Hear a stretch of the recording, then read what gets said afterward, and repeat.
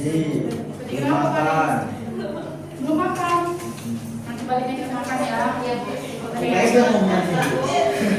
Siapa ketua kelasnya? Paris. Paris ya? Oke, Paris boleh dipimpin dulu doa untuk kita belajar hari ini. Ayo Paris.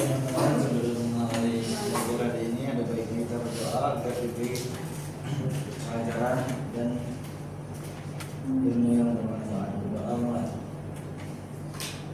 Berdoa selesai. Baiklah. Boleh dicek dulu di bawah kursinya apakah ada sampah. Jika ada boleh diambil dulu, disimpan. Nanti setelah pembelajaran kita selesai baru dibuang di tempat sampah.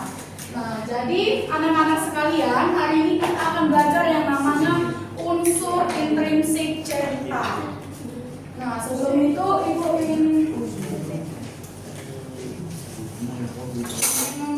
beritahukan bahwa tujuan dari pembelajaran kita itu yang pertama, jadi nanti siswa harus bisa mengidentifikasi unsur intrinsik dalam suatu cerita. Contohnya itu apa yang saja tokoh, siapa saja tokohnya, bagaimana latarnya, bagaimana alurnya, bagaimana temanya dan amanatnya. Nah, yang kedua itu siswa sekalian harus bisa menjelaskan unsur intrinsik cerita dengan bahasa kalian sendiri tanpa berpatokan pada sebuah teks atau sebuah narasi. Nah, yang ketiga itu kalian harus bisa menyimpulkan pesan moral dari suatu cerita yang akan kita bahas nanti, dan kalian bisa meningkatkan minat membaca kalian dalam membaca sebuah cerita.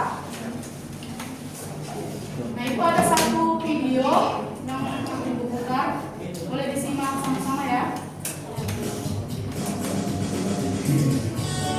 Boleh sambil diikuti agar kalian tahu apa saja yang ada dalam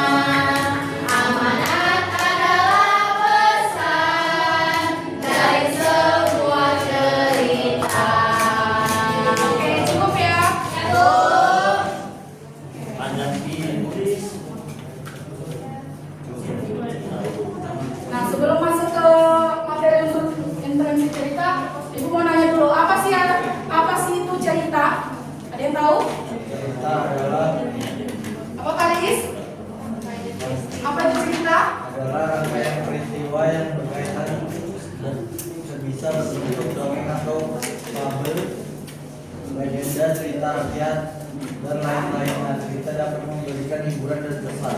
Ya benar banget Pak Yeswo. Cerita itu adalah rangkaian peristiwa yang saling berkaitan. Cerita itu bisa berbentuk sebuah dongeng, sebuah legenda atau cerita rakyat, atau mungkin sebuah cerita pendek atau juga bisa sebuah novel. Nah, seperti yang sudah ada dalam video tadi bahwa telah disebutkan macam-macam dari unsur intrinsik dalam cerita. Apa saja tadi yang ada dalam sebuah video tadi? Unsur apa saja?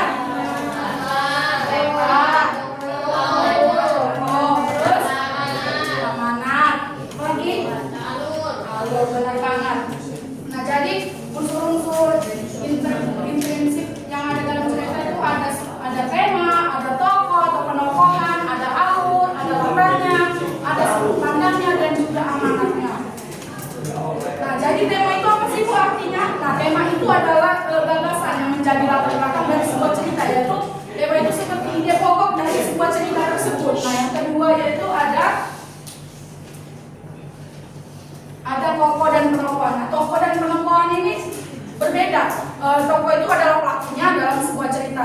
Misalnya kalau di sebuah cerita kancil dan buaya, jadi tokohnya itu adalah si kancil dan juga si buaya. Nah, dalam sebuah film juga misalnya ada film sinetron nih. Nah, orang-orang yang terkait di dalam sebuah film itu adalah disebut tokohnya atau aktor dalam sebuah cerita tersebut. Nah, kalau untuk penokohan itu adalah pemberian latar dari tokoh yang ada dalam sebuah cerita, misalnya dia itu wataknya jahat, atau mungkin wataknya baik, atau mungkin dia itu wataknya protagonis.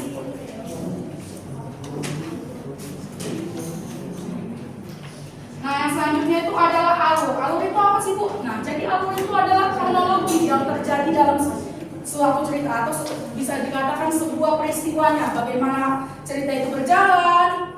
Nah, selanjutnya itu ada latar. Nah, latar itu ada 3 bagian ya, latar tempat, latar waktu, dan juga latar suasana. Benar banget. Nah, jadi kalau untuk latar tempat itu menjelaskan tempat kejadian atau tempat cerita itu berlangsung. Untuk latar waktu itu suasana waktu itu misalnya jam berapa cerita itu terjadi atau kapan cerita itu terjadi, mungkin di siang hari atau di malam hari atau di pagi hari. Nah, untuk latar suasana itu maksudnya itu adalah bagaimana sih cerita itu menggambarkan suasana, bagaimana, apakah suasananya sepi, menegangkan, menyenangkan, atau membahagiakan atau ya. Nah, sudut pandang itu adalah cara penulis dari cerita itu memposisikan dirinya itu bagaimana dalam sebuah cerita yang dibuat dia itu. Dia kan menuliskan cerita, bisa jadi cerita itu sebuah kisah nyata dari dia. Berarti kalau kisah nyata dari dia, bisa saja dia menuliskan dirinya di dalam situ, atau mungkin dia menjadi orang ketiga dalam cerita tersebut. Nah, yang terakhir itu ada amanat. Siapa yang tahu arti amanat? Amanat itu adalah pesan yang terdapat dalam sebuah cerita. Misalnya kan dalam cerita itu ada ceritanya kita tuh harus semangat. Nah, pesannya kan berarti jangan mudah menyerah gitu ya.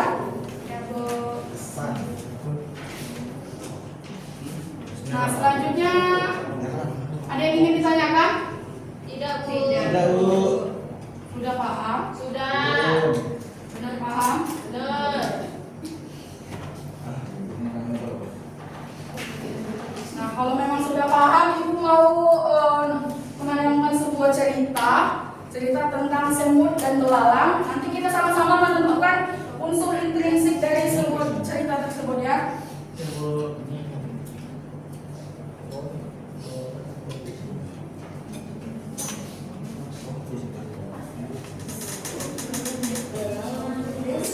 Boleh disimak baik-baik ya anak-anak.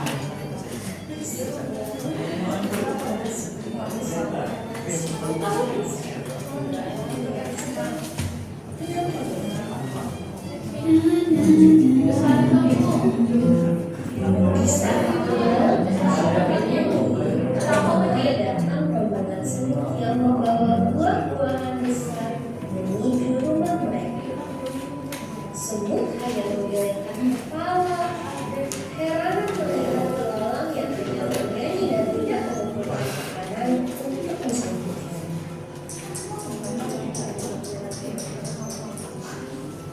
Ternyata Belalang tidak menghiraukan kedatangan semut yang sedang mengumpulkan makanan untuk musim hujan. Ia lebih memilih untuk terus bernyanyi hingga malam hari. Musim panen pun tiba. Belalang masih asyik dengan gitarnya dan bernyanyi sepanjang hari. Ia sama sekali tidak tergerak untuk mengumpulkan makanan yang akan dimakan saat musim hujan tiba. Bersamaan dengan belalang yang asyik bernyanyi, muncullah semut yang datang membawa hasil panen menuju rumah mereka. Ya kali simak Semut mencoba bertanya kepada belalang. Hai belalang, mengapa kamu tidak mengumpulkan makanan untuk musim hujan nanti? Kamu akan kesusahan jika tidak mencari makan sekarang. Tenang saja semua, aku masih bisa kok bertahan di musim hujan. Belalang tidak menghiraukan perkataan semut. Ia lebih memilih melanjutkan bernyanyi dan bermain gitar daripada mengumpulkan makanan untuk musim hujan nanti. Oke, baiklah. Semut pun lelah mengingatkan belalang. Ia akhirnya memilih untuk melanjutkan pekerjaannya. Musim hujan pun tiba. Belalang yang tidak mempunyai cadangan makanan dengan terpaksa menyusuri hutan untuk mencari makan.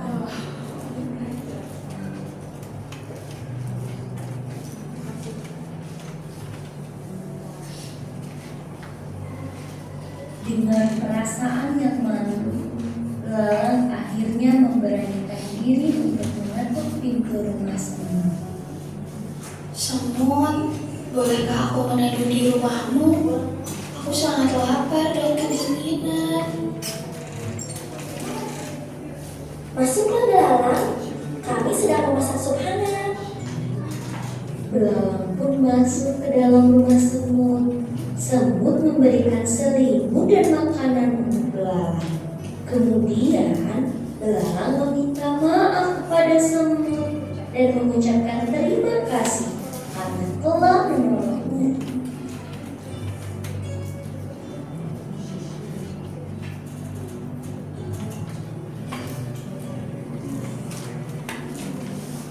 Nah, itu dia tadi ceritanya.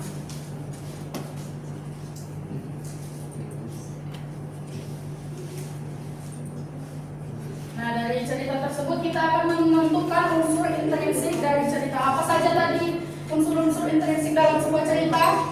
Tema.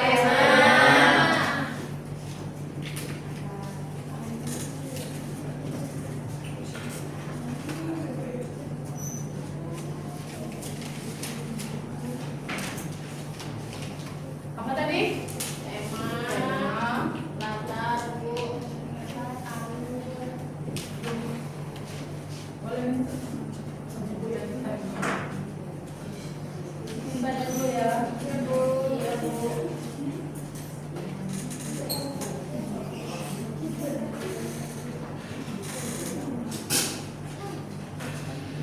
Oh, habis spidol ya? Boleh pinjam?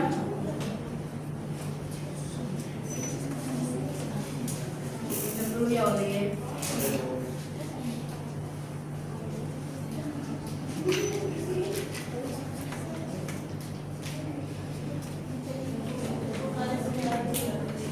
Bentar ya.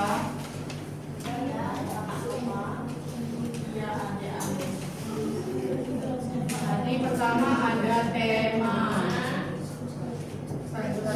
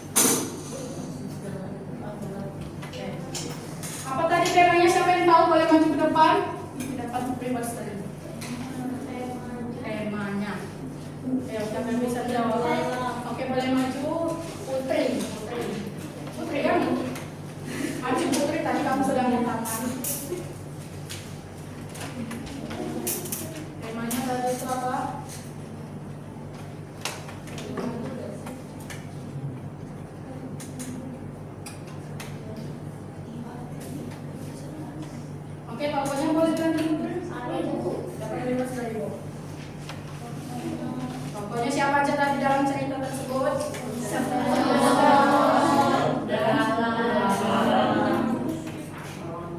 Pengetahuannya bagaimana tadi watak dari semut dan belalang? Baik. Bikin dulu saya yang di sini semut. Wataknya di mana?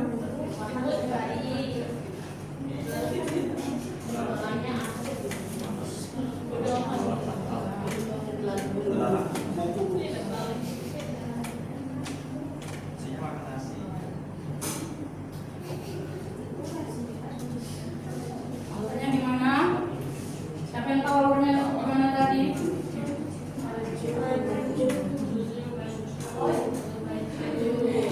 Ayo Putri.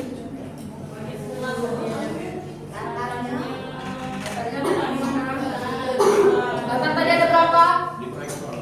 Latar tadi ada berapa? 3. Waktu dan suasana. Waktunya pada musim apa tadi? Musim hujan. Yang pertama musim apa?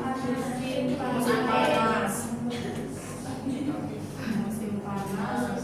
Dan musim hujan. Selanjutnya apa Putri? Sudut pandang. Nah, sudut pandang. Sudut pandangnya itu bagaimana Putri?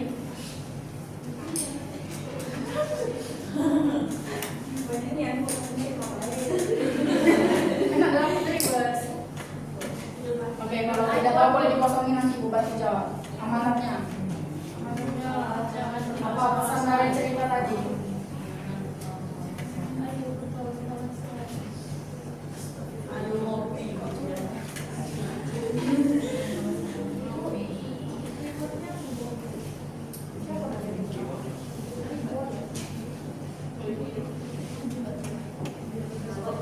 Sudah selesai Bu tadi?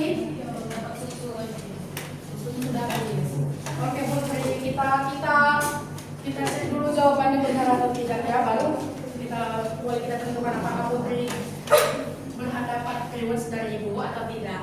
Nah, tadi ceritanya tentang semut dan apa? Tadi temanya benar atau tidak kerja keras? Siapa yang kerja keras dalam cerita tadi? Untuk tokohnya siapa saja yang terdapat dalam cerita tadi? Untuk penampakannya bagaimana sifat atau watak dari semut? Cuek gimana melawan? Iya benar banget. Untuk alurnya bagaimana? Untuk latarnya? Kami itu latar apa? Kenapa cuma 2 Putri? Latar suasananya mana Putri? Boleh tulisin Putri?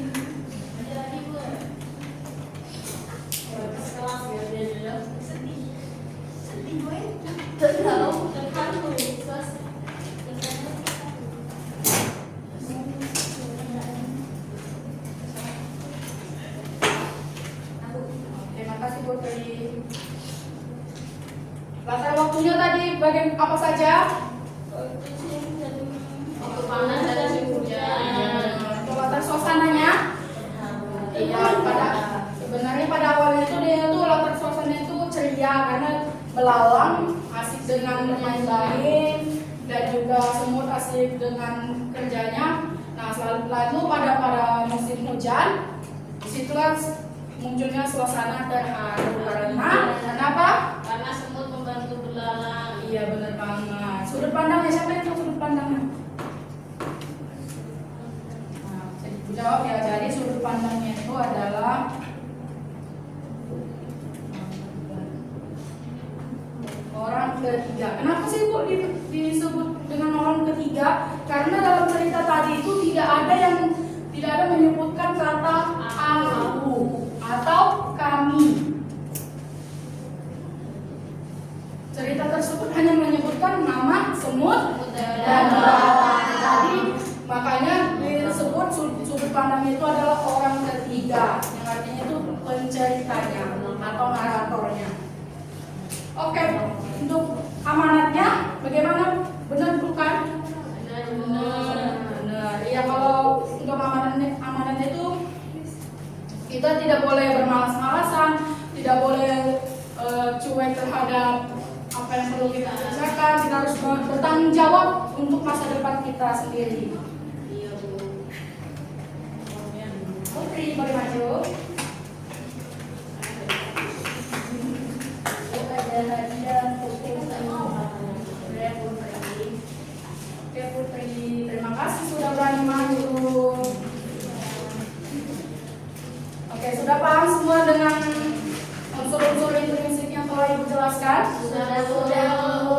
Ada yang ingin ditanyakan pada Ibu? Oke, boleh Ibu mau bagi tiga kelompok untuk siswa hari ini. Ini kelompok 1 dan ini untuk kelompok 2, untuk kelompok 3. Boleh maju perwakilannya satu-satu? Ayo kelompok 3, boleh. Ini nanti kalau dibagi jadi kalian meminta kesulit deh untuk menentukan mau ngambil soal LKPD yang mana. Oke, Hanifah menang. Hanifah mau ngambil yang mana Hanifah? Kata ada tiga. Ini aku sampai ini saat ini. Oke, Hanifah ngambil. Nah selanjutnya ya kelompok 1 dan 3 ya. Oh dia Nova dulu ya. Yang mana Nova?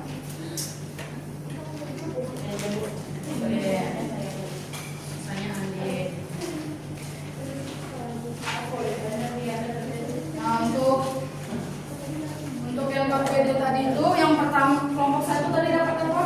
Sudah menuliskan unsur intrinsik cerita ya. Nah, di situ kan tadi kita sudah mencoba menentukan unsur intrinsik dari sebuah cerita. Ya, ini ada cerita tentang Doni dan pohon mangga. Jadi boleh diisi temanya apa saja, tokohnya apa, penemuannya, latarnya, alur cerita dan amanatnya. Untuk kelompok 2 tadi dapat apa? Dapat unsur intrinsik cerita. Nah, kalau untuk kelompok 2 itu tinggal menjodohkan saja ya yang mana dari alur itu apa. Bisa kan kelompok 2? Kelompok 3?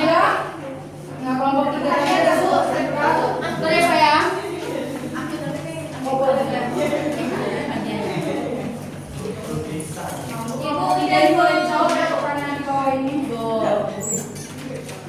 Ibu deh. Ya sabar ya, tunggu kawannya kelompok 3 belum selesai. Tidak boleh saya masih tunggu kawannya juga ya.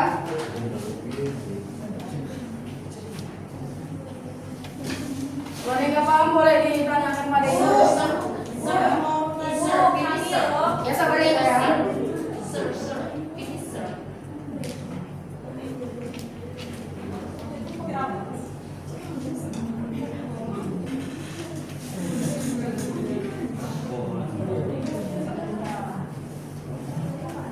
Ayo boleh nomor dijawab. Bantu temannya kelompok 3.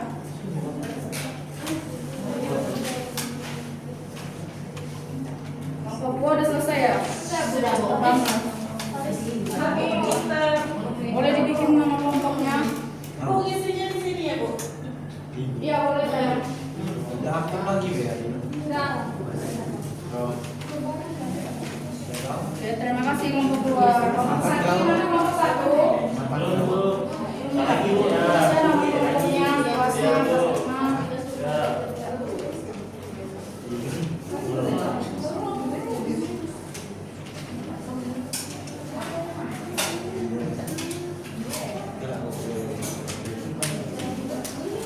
Sudah yakin jawabannya benar kelompok 2? Benar, Bu. Oke.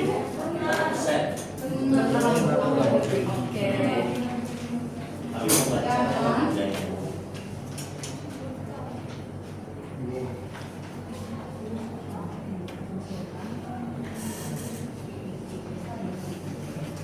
Bu, Kenapa Haris? Gak boleh melamun ya dulu ya. Beratnya apa itu?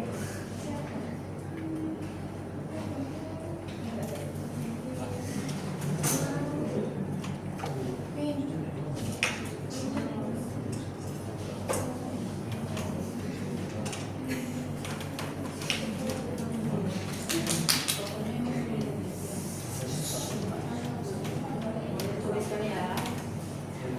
Baru dong. Sabar ya kelompok 2, nunggu temannya dulu. Ya kan beda-beda soalnya.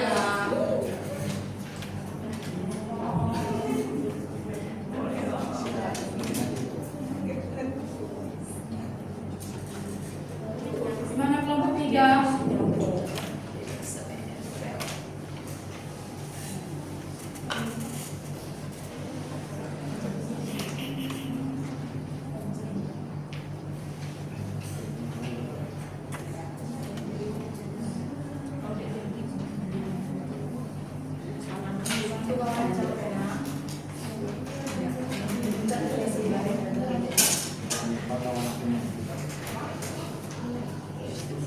Mana kelompok 1 sudah? Oke, boleh dikumpul. Ini kita periksa sama-sama ya.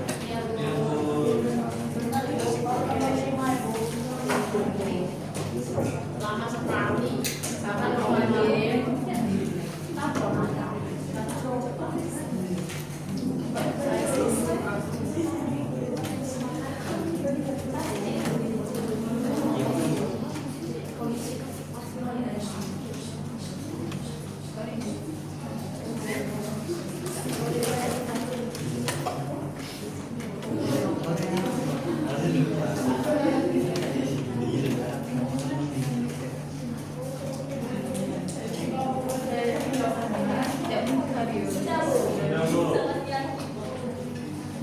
Satu ya.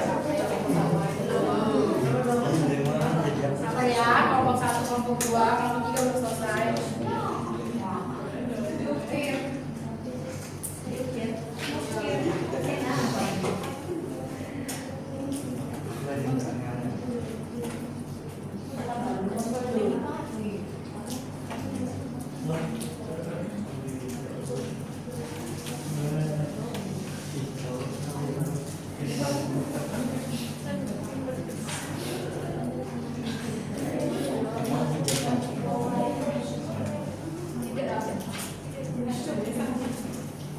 Yang ngajak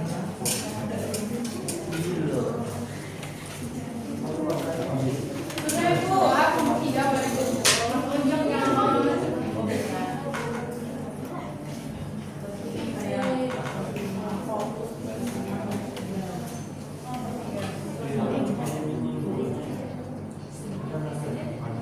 Kasih nomor. Oke, karena semuanya sudah selesai, Ibu boleh minta satu perwakilan dari setiap kelompok untuk maju ke depan. Oke, kita mulai dari kelompok 1. Kelompok 1 boleh dibacakan dulu ceritanya lalu dijawab.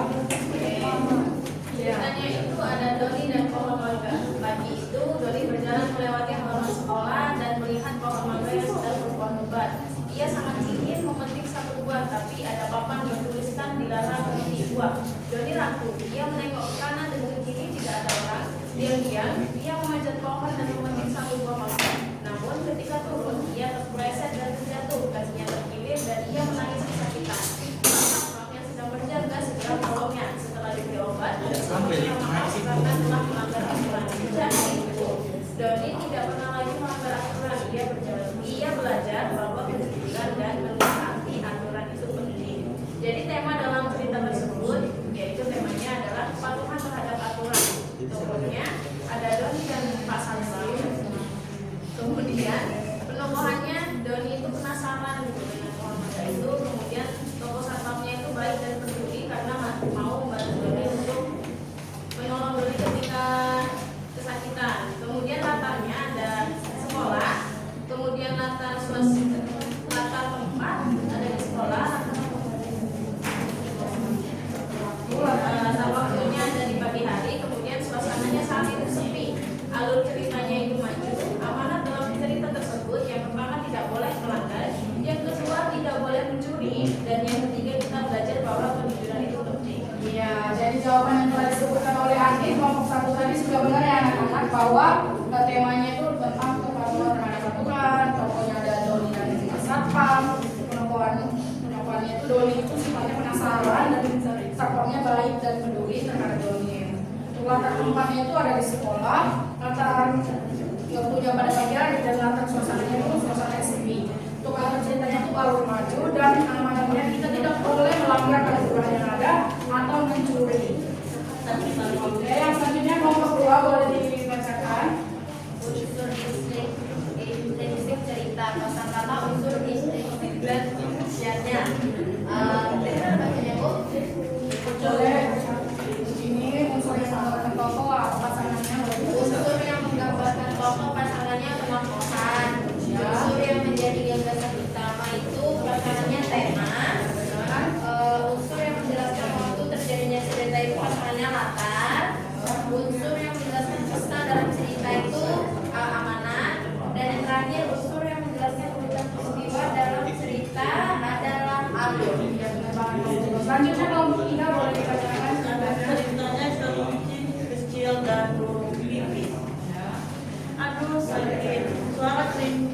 sambil melenggang di sudut kebun Pak Usa. Wajahnya tampak seputih kapas dan titik air. Sebulan membanjiri matanya. Ia terlihat duduk di tanah sambil Yang lain boleh disimak ya teman-teman. di dahan pohon dekat kebun itu. Segera terbang hampirinya. Ada apa kelinci kecil? Kakiku terbentuk, keras berbatu, lalu aku jatuh. Dia kelinci kecil sambil menangis kesakitan.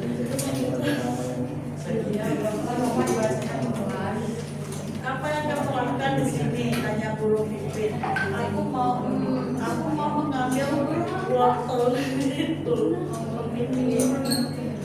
Kelinci kecil merujuk ke arah tanaman wortel yang di kebun Pak Usa. Wah, kamu mau mengambil wortel Pak Usa tanpa izin? Tanya burung pipit. Iya, aku melihat daun.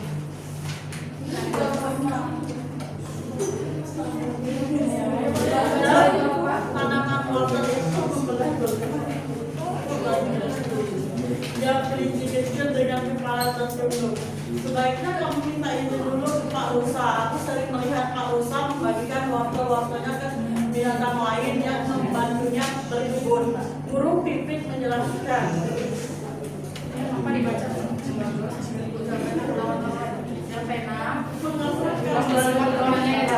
Pak Fika tidak bisa membantu supaya semua penghuni hutan tinggal di sarang masing-masing. Saat ini ada wabah penyakit yang sedang menyebar ke seluruh hutan. Aku bosan. Aku sudah 2 minggu berdiam di sarang. Ibumu benar, kau seharusnya mematuhi perkataannya. Tidak burung pipit, kau bisa membantu ibu membersihkan sarang, memasak atau berolahraga bersama. Sarang burung mengatakan hal yang sama, tapi aku tidak mematukannya.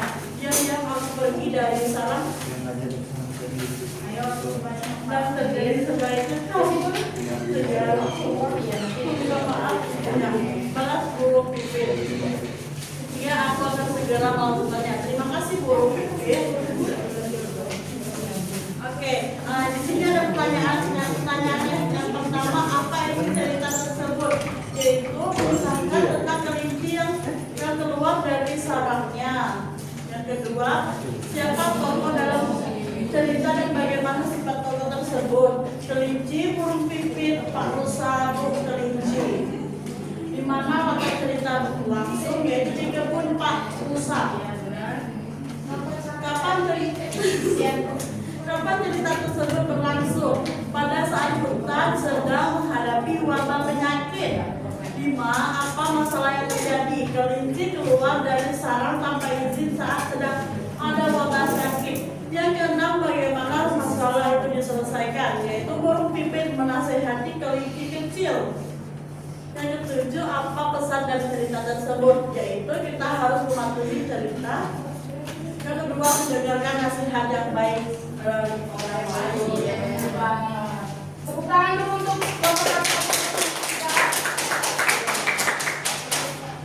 Silakan ceritanya.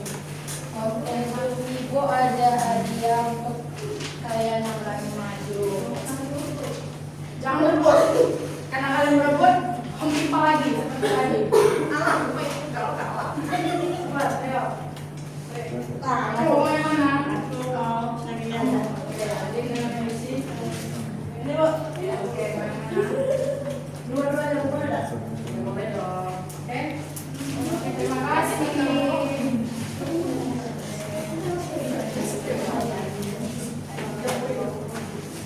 Terima kasih yang sudah berani maju. Baiklah. Jadi anak-anak semuanya sudah pada tahu kan bagaimana cara untuk menentukan sebuah unsur intrinsik dalam sebuah cerita. Apa saja tadi isi dari unsur intrinsik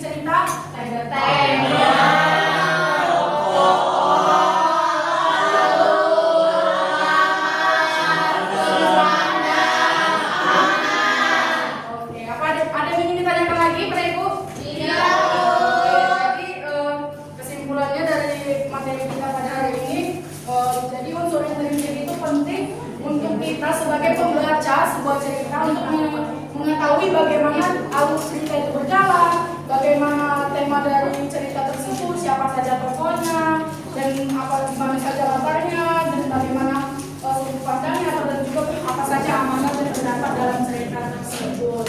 Nah, mungkin ini saja yang dapat Ibu saya sampaikan. Lebih dan kurangnya Ibu mohon maaf. Ibu akhiri. Wassalamualaikum warahmatullahi wabarakatuh.